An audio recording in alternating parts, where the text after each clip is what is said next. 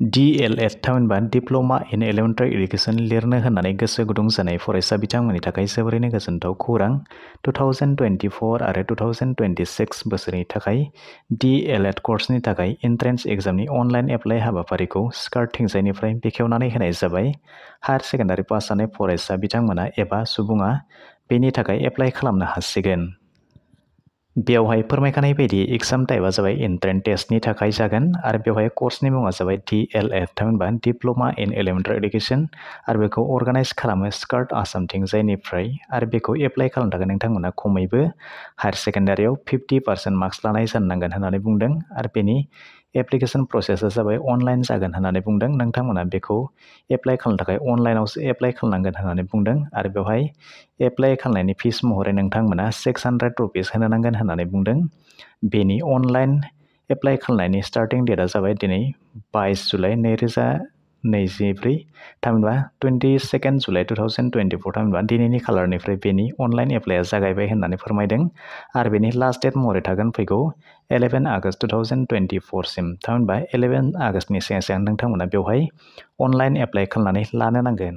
DLED थामहिनबा diploma इन elementary एडुकेसननि जि टेनार थामहिनबा बेनि समसिमा बियो 2 बोसोरनि जायो होननानै बुंदों आरो बेयावहाय नोंथांमोननि जि एग्जाम डेट बेवहाय फोरमायखानाय बायदियै नोंथांमोना नुनो मोन्दों जे बेयो फैगौ 8 सेप्तेम्बर 2024 सानडे खालि जागोन होननानै बुंदों। बेवहाय अनलाइन एप्लाइ खालामनाय समाव नोंथांमोना मोननैसो डकुमेन्ट्सखौ रोखा खालामनानै लानांगोन जे बेवहाय फोरमायनानै होनाय बायदिब्ला नोंथांमोना रिसेन्ट पासपर्ट साइज फट'ग्राफ बेवहाय आपल'ड खालामनानै होनो नांगोन होननानै बुंदों। लोगोसेनो नोंथांनि सिगनेचारखौ बेवहाय आपल'ड खालामनानै होनांगोन। बेनिफ्राय क्लास 10नि जि एडमिट कार्ड बेखौबो होफानांगोन होननानै बुंदों आरो बेवहाय हायार सेकेन्डारिनि जि मार्कशीट बेखौबो नोंथांमोना आपल'ड खालामनानै होनो नांगोन होननानै बुंदों। स' बेवहाय नोंथांमोना एप्लाइ खालामनो थाखाय स्कार्टनि जि अफिसियेल वेबसाइट नोंथांमोना बेवहाय थांनानै बेखौ गोरलैयैनो एप्लाइ खालामनो हागोन। नङाब्ला आं बेवहाय एप्लाइनि जि लिंक बेखौ भिडिअनि डिसक्रिपसनाव होनानै दोनगोन। नोंथांमोना बेनिफ्रायबो डाइरेक्टनो एप्लाइ खालामनो हागोन। अनलाइन एप्लाइ खालामखांनायनि उनाव नोंथांमोना नोंथांमोननि जि एडमिट कार्ड बेखौ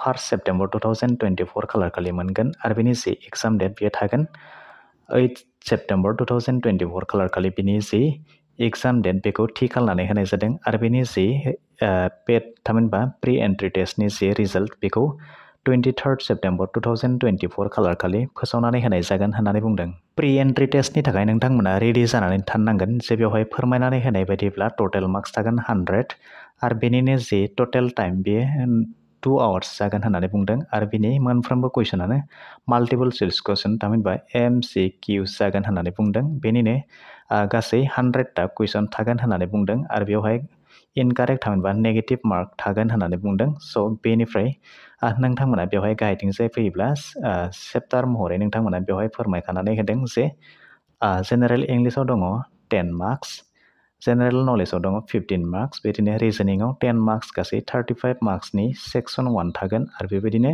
नोंथांमोना गाहायथिंजाय फैयोब्ला बेवहाय सेक्सन 2 दंबायो। सेक्सन 2 आवहाय नोंथांमोना मा थागोन बेवहाय थागोन जेनेरेल मेथामेटिक्स बेयो 15 मार्क्सनि थागोन आरो बेबायदिनो जेनेरेल साइन्स आरो इनभाइरनमेन्ट बेवहाय 15 मार्क्स थागोन।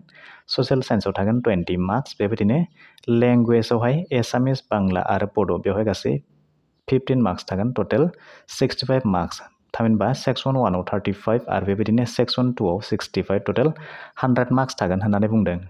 स' बिदिब्ला जायफोर बिथांमोनाखि 2024 आरो 2026 बोसोरनि थाखाय DLED कर्सखौ लानो होननानै गोसो गुदुं जानानै दङ बिदिब्ला बिथांमोना बेवहाय एप्लाइ खालामनानै नोंथांमोना एन्ट्रेन्स एग्जामखौ मोजाङै मोजां लिरनानै नोंथांमोना बे कर्सखौ गोरलैयैनो लानो हागोन। स' बिदिब्ला दिनैनि भिडिअ बेखिनियानोसै। आसा खालामो नोंथांमोना भिडिअखौ नायनानै गासैखौबो बुजिबाय जानांगौ आरो जुदि माबाफोर सोंनो थाबावबायब्ला नोंथांमोना कमेन्ट सेक्सनाव थांनानै कमेन्ट खालामहरनो हागोन आरो जुदि भिडिअखौ नायनानै मोजां मोनबायब्ला मोनसे लाइक खालामनानै होदो आरो जुदि गाज्रि मोनबायब्ला डिसलाइक खालामनानै होदो आरो जुदि चेनेलाव गोदानैनो नायगासिनो दङब्ला अन्नानै चेनेलखौ साबस्क्राइब खालामनानै होनो थाखाय दाबावगारदो। लोगोसेनो जुदि नोंथाङा भिडिअखौ फेसबुक पेजाव नायगासिनो दङब्ला अन्नानै पेजखौ फल' खालामनानै होनो थाखाय दाबावगारदो।